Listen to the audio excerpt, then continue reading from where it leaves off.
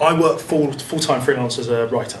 So I'm hired to do sometimes film screenplays, sometimes TV scripts, sometimes ghostwriting, sometimes novels, sometimes theatre stuff, and sometimes I run workshops, writing workshops, which I do run colleges and universities.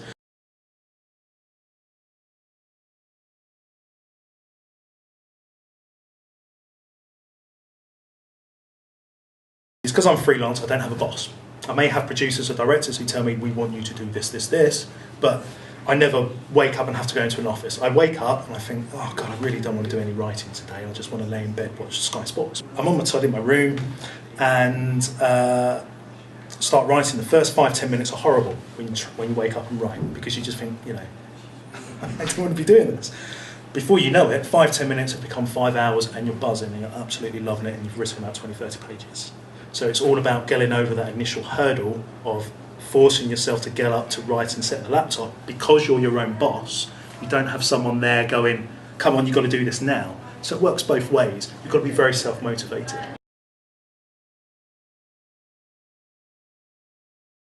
The way it works for myself as a writer, as a screenwriter, is works two ways.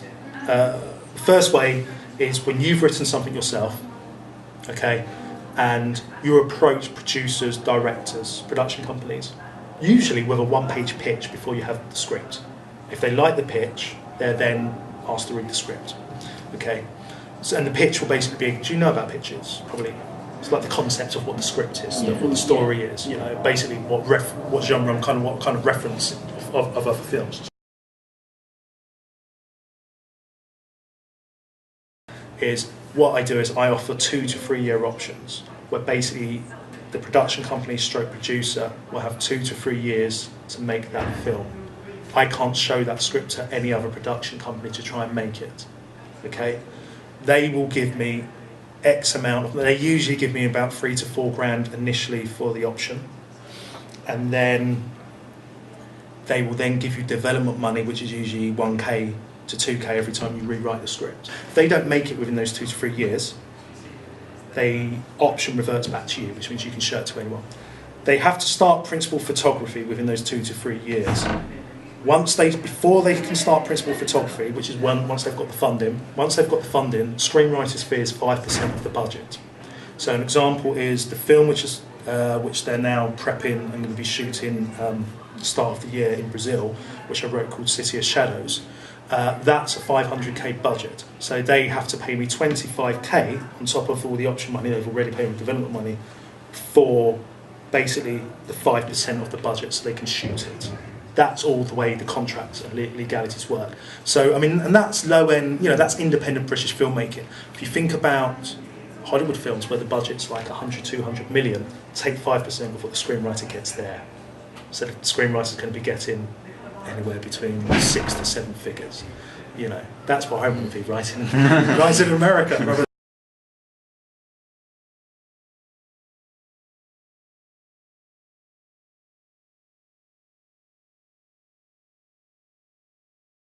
That's the way it works if it's your idea. If it's someone else's idea, often I get hired by directors or producers where they've got a concept, but they're not writers. So they've got a great idea, and usually directors, yeah, they have brilliant ideas, and then, but they, you know, it's like, I don't know how to get this on screen. And they come to me with like a 2-3 page synopsis, go, here's the story idea, what would you want to do with it? And I then say, this is what I do with it, and they then give you money up front, basically, to write out that concept. It's not an option or anything, because it's their story, it's their concept. And so they then give you development funds up front. With that, if it's their idea, they will come to you, and you're hired purely as the screenwriter, and they will give you the money up front to write it. And then rather than 5% screenwriter's fee, you get 2.5%, because it's not your original concept, it's someone else's. So when they shoot it, they then give you 2.5% of the budget. If I'm hired to do some screenwriting, for someone else's project, obviously there's deadlines, so sometimes I may have to get certain scenes done by, say, a certain point of the evening, because the director or producer may want to read them, and then sometimes they want to have a Skype conversation that evening with what I've just written. So it's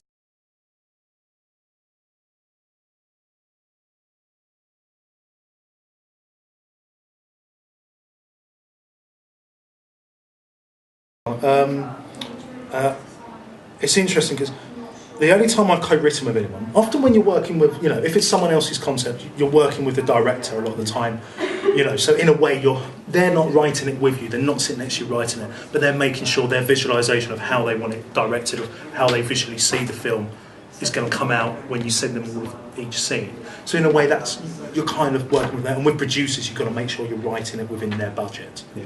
You can't put in massive car chases and explosions if they don't have that budget. And if you do, or crowd scenes, as they always say. No crowd scenes, please. Co-writing, I've never done it with someone I don't know.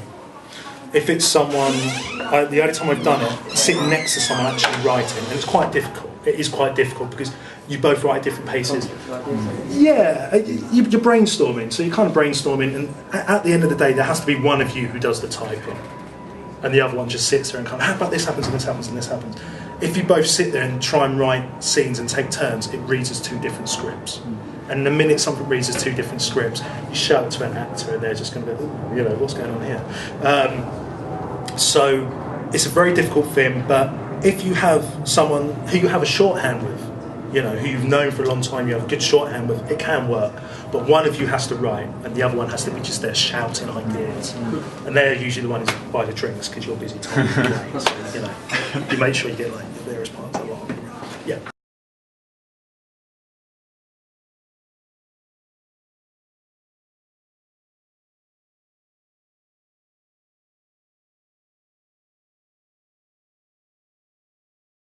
At university, the only way you can teach yourself, the only way you can learn how to write is by writing.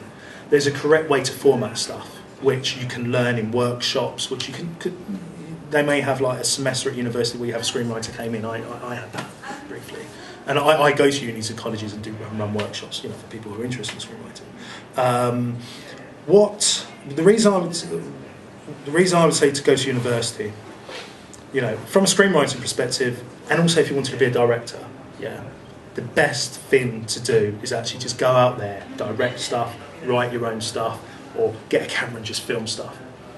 Having a degree isn't going to make any difference to you getting a job as a screenwriter or a director. It makes no difference at all. The reason I would advocate it is because the 3 years at university were the best years of my life. Brilliant. You have such a great time. What better experience if you want to be a writer than actually experiencing that aspect of life?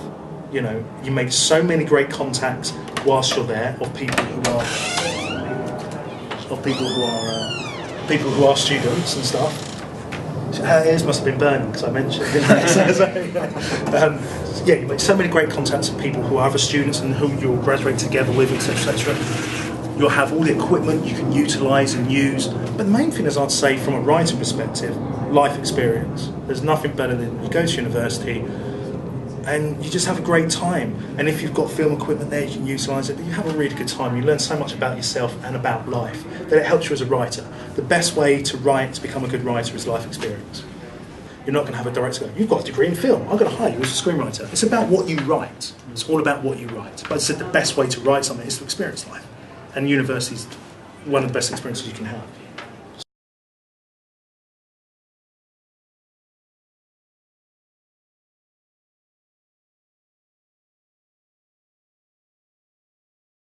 I've got to the stage now where I won't take stuff unless I'm interested in it. Which sometimes financially, when you're freelance, can be a bit worrying.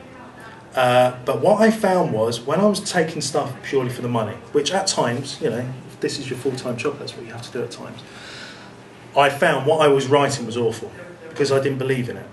And it was mundane, like you said, and so you're writing something you don't really believe in, and unfortunately it shows on the page. It doesn't matter if you're the Paul Schrader, who's the greatest screenwriter ever, writing Taxi Driver. If you're hired to write something which you don't believe in and you're not enjoying writing, it will show on the page and it will read on it. And I've had producers go, oh, this isn't like the script you wrote, what you showed me that time. And it's like, well, because I believed in that and I don't believe in this, and yeah, it shows. So the last 18 months I've taken stuff purely where I think, well, that's an interesting concept. I like their idea, I think I can do something with this, and it will challenge me. It's got to challenge it.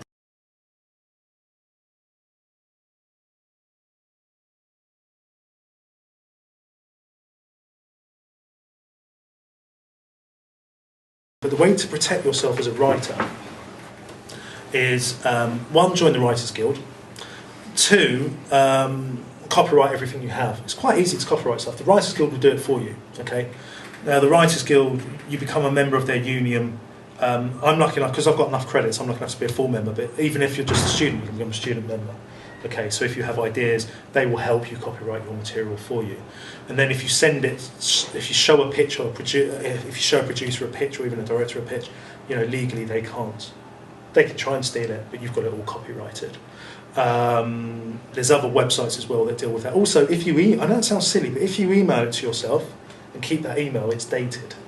Okay, and when any correspondence you have with a producer until you've signed a contract, keep. Do it all via email and keep, because that in itself is, again, evidence that you've been taking this idea to this producer. I made the mistake about 4 or 5 years ago. My novel Britpop, we were going to make it into a TV series, and E4 and Northern Film Media wanted to shoot the pilot. Unfortunately, I had signed a contract with a producer beforehand who I trusted, who just said, "Oh yeah, don't worry, just sign this contract, you can trust me." And I'd worked for him before on one of his ideas, and he hadn't scammed me or anything. So, you know, he sent me a 17-page contract for an option. Now, usually an option for a script is 1 to 2 pages, 3 pages max. And so, you know, I've got 17 pages there. We're really busy doing casting. We're chatting to E4 Northern Film Media, so I just sign it. Okay. I show it to Ian Fleming, who's one of the main directors at Hollyoaks, and he used to do Dream Team, because Ian was part of the E4 package. And Ian turns around and goes, he's from Manchester, he goes, "Oh, do you realise what you're signed here, our kid?" Sorry, bad Manchester accent, no. And he goes, I go, "Yeah, I've just signed an option agreement. I've known that this producer will come on board and co-do it." He goes, "You haven't signed an option, you've signed all rights away for 10 years. And that was my own stupidity. And so from that, I learned from there, read everything, make sure everything's copyrighted.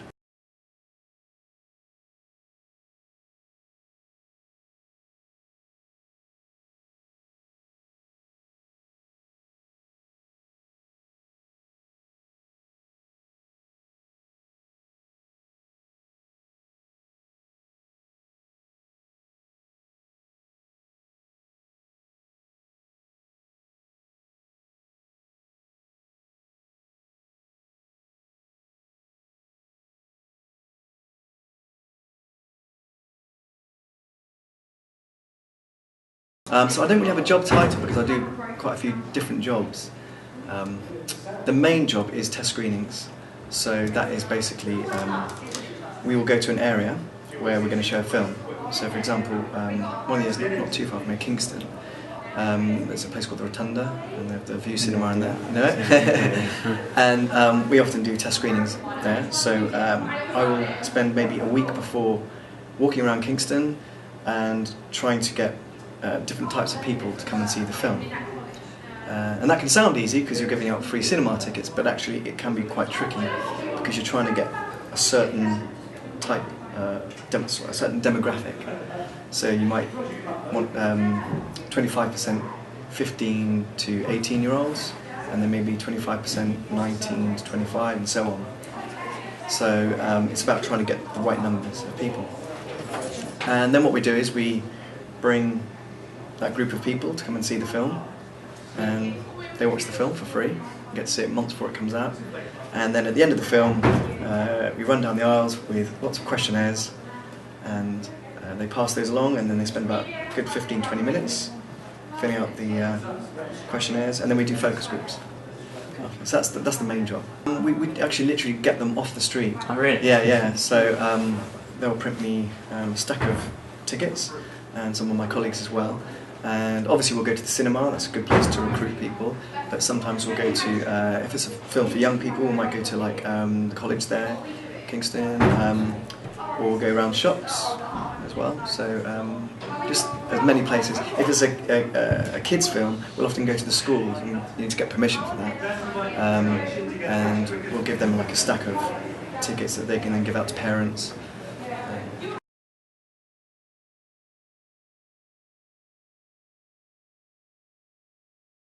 We have what we call a field manager.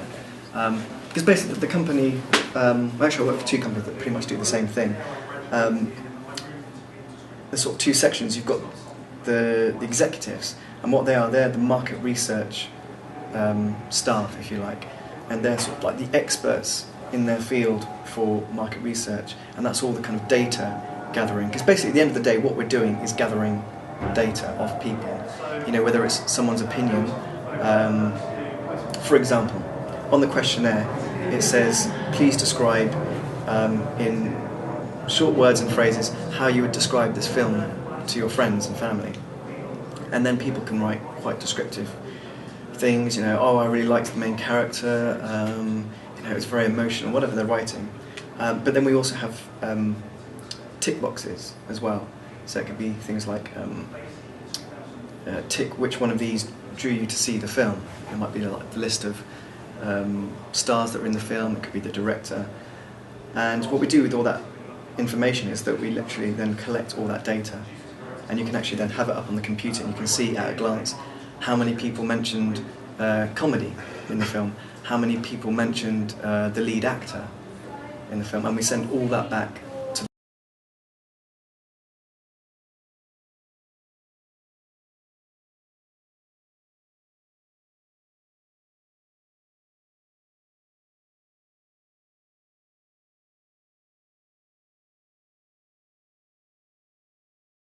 Although I've been working in the industry since 2005, it's not a full-time job Monday to Friday. Basically, I get called in per project, and that's because I'm a musician as well. So sometimes I have gigs or concerts that I need to do, and I'm not available to work. So for me, it's the perfect job because I can work as much or as little as I want to work. Incredibly flexible. I mean, what will happen is I will literally get a text through saying we have a test screening coming up in 2 weeks' time. We need staff to go out and recruit. It's going to be in Wimbledon. The film is whatever the film is, and the age demographic is 15 to 45. Are you free to work? And if so, which days? So I can then look at my calendar and think, well, I've got a gig on that day, and I'm rehearsing those 3 days for the gig, so I can't do that, but I can work Wednesday and Saturday or something. So I'll just send a text back saying I can work Wednesday and Saturday, and I can also work the screening. It's quite flexible. It's really flexible, yeah. So obviously if there are times like, oh God, I haven't got much money for rent this month, better work a bit harder at the day job, I can do that.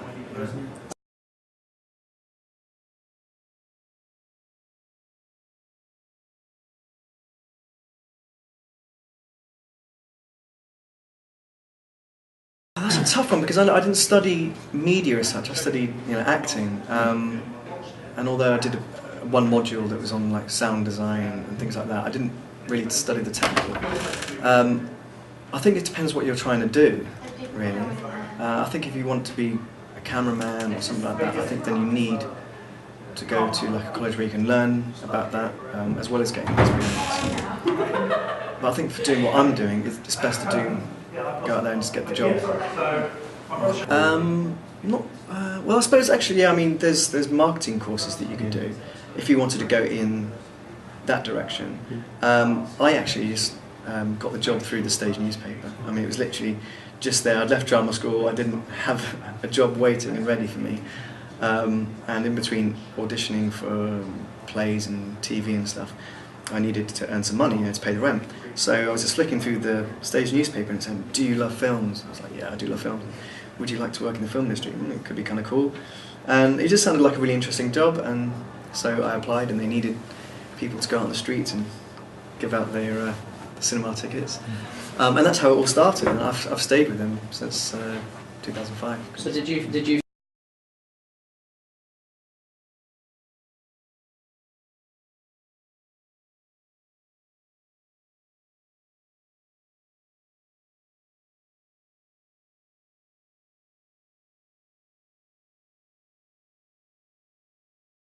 Actually, what I'd really like to do is write my own film one day, and the great thing that this job has taught me is not so much just the writer's mind, which a lot of people have, or the director's mind, which again a lot of people have, but that kind of the way that you can market a film. A lot of people don't really know that unless you've worked in the industry, because you can have a great story. You can have great actors, you can have a great producer, director, but then at the end of the day, you've got this great movie, hopefully, that you've made, and then how do you get it out there? How do you find the right people that are going to like your film? So I'm trying to sort of retain all this knowledge that I've had over the years so that one day I can write and perhaps direct my own film, but also then I'll know how to go about getting it to the right places. If anything, I think it'd probably be easier because over the years, I can't mention client names, but I can say they were major companies, major Hollywood companies.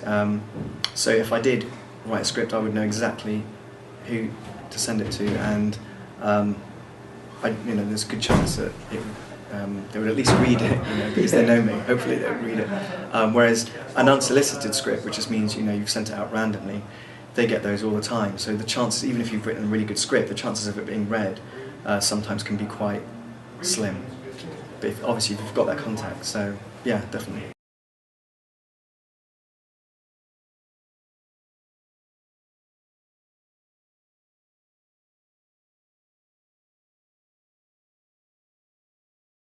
Well, the thing is, it's quite a small. The industry that I work in, it's an important part of the industry, but it's quite a small industry. And as I've been in it for such a long time, relatively compared to a lot of the other staff, I'm sort of quite needed, really, because often if we get new people in, I'll be the one that trains them up, sort of shows them the ropes, kind of thing. So I've never sort of felt in danger of being fired yet. And like I said, I enjoy the job as well, so I make sure I turn up on time. I do it to the best of my ability, and I think that's a key thing as well. I think if you enjoy a job, you're going to want to keep working at it. And if you love films, which I do, you kind of want the film to do well anyway. So you do it to the best of your ability, and then when it comes out, and if it does really well, you kind of think, well, okay, I'm a tiny cog in this wheel, but I played a small part in that film doing really well. That's kind of a good feeling.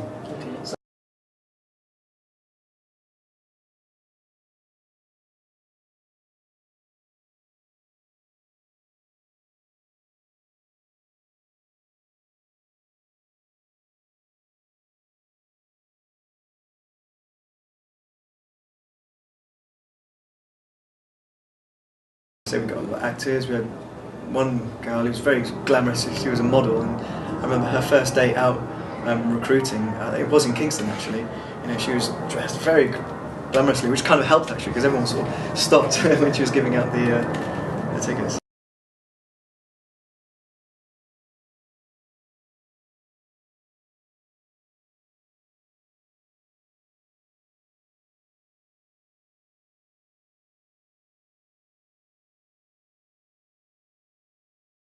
I started at Bournemouth College of Art and did 3 years as a degree there. Then I went to work at the BBC and never worked for anybody else. So I was very lucky that I had most of my career was at the Beeb.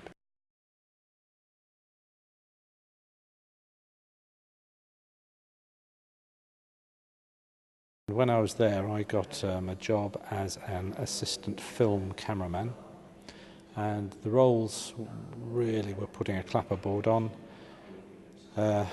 logging all the film, putting film into magazines, unloading it, loading it, sending it to the labs.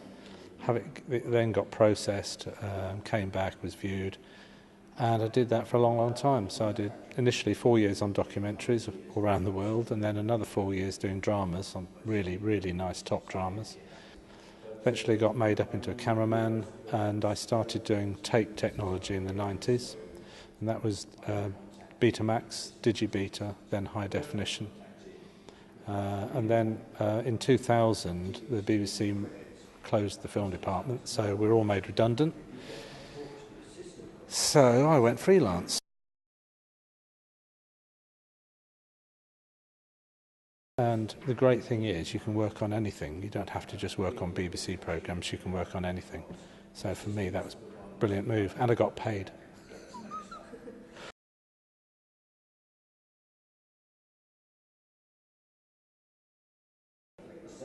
The issue is pay. At the BBC you're a staff member and you get a salary, and your money goes into the bank account every month. You don't have to put in any invoices, you don't have to do anything. It was brilliant. As a freelancer, you have to think about everything, and you really do have to think about money. And you need to know what your rate is, you need to fight for that, you need to then chase people for payment, because 4 weeks will go by and you still won't have been paid for that 1 or 2 days you've done. So it's a hard world when you're freelance, and you have to think of a lot more things than you did when you were at the BBC. Being freelance is nice because you can actually pick and choose the jobs you want to do. If you don't want to, you just say, I'm sorry, I'm busy. If the money isn't very good, you say, well, I'm sorry, I can't do it for that rate. Maybe, you could charge, you could give me another £10-15. If they say no, you say, right, okay, well, I can't do it for that money, or something like that. You can actually fight your corner a bit. However, you might find that you need the money so badly you have to work for the lower rate that you didn't really want to go down to. So that's the bad side of freelance, really. And it's hard getting work. You have to get your own work.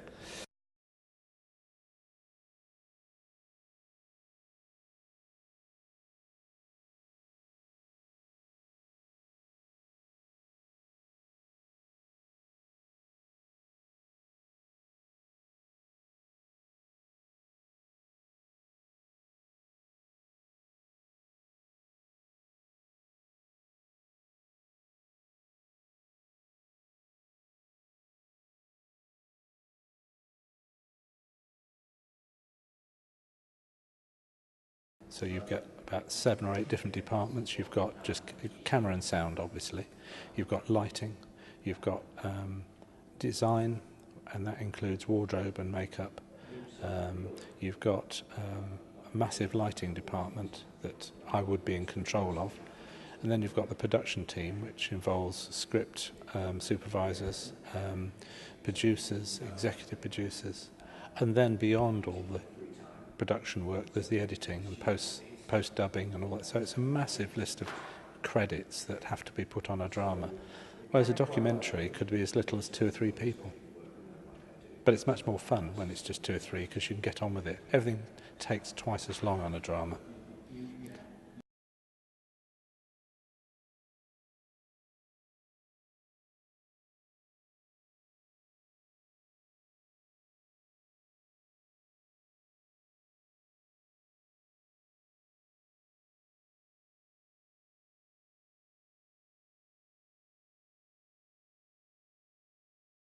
It's an absolute pain.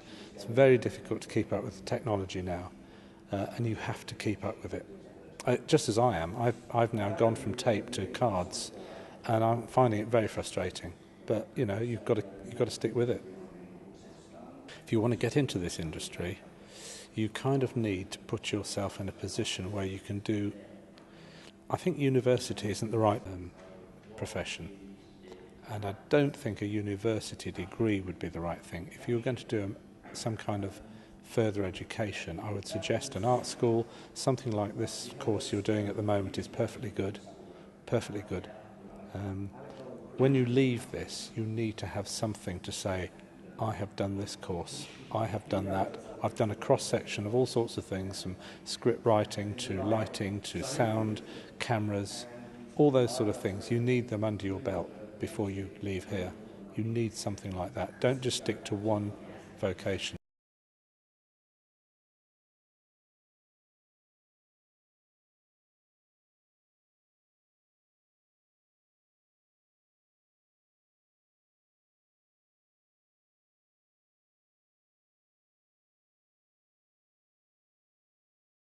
And then my advice is simply try not to do too much for nothing. You'll be asked to do work for nothing because it's good experience, inverted commas.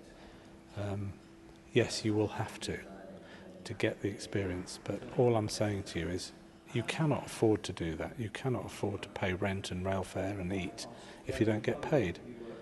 But there's an awful lot of production companies out there that will ask you to do stuff for nothing. Well, how long do you go on like that for? So you set yourself a target of, say, 3 or 6 months and say, yeah, okay, I will do, and hope your parents can support you. And then from there on, you can say, well, look, I need expenses then. I need to be able to get in the car and drive to the location at 5 in the morning. If you want me there at 5, then how do I get there? There's no public transport. There's a lot of things that production don't think about, and it's you guys that suffer. But at the end of the day, the reward is fantastic. If you can get yourself into a production and you really enjoy it, then you're made. And really what you've got to do is enjoy this work, because if you don't enjoy your job, then there's no point doing it.